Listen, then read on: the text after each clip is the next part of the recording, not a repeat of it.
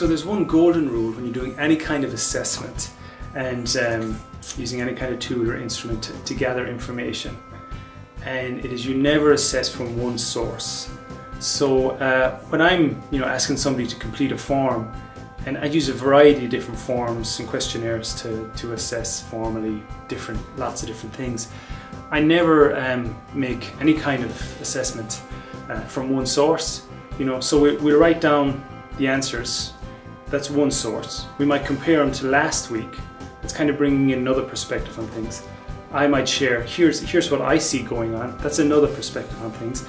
And most importantly, I'll ask the client, what do you think this means? How does that connect with you? And that's another source of information. So really I'm kind of using 4 different sources of information there.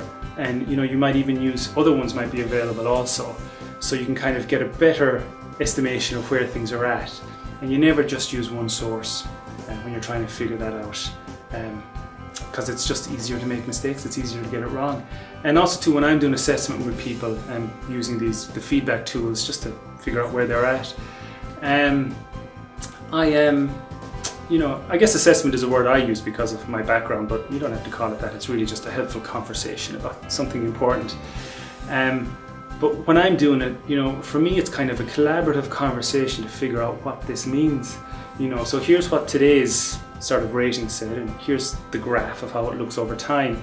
And we kind of talk about what do you think that means? We figure it out together. So it's kind of a collaborative kind of look at what's going on. So you're just getting more perspectives on it. And that's the key. So never assess from one source, never just complete a form and say, oh yeah, well that's what this means. It doesn't mean anything until you talk about it and figure it out and get a few more perspectives on it.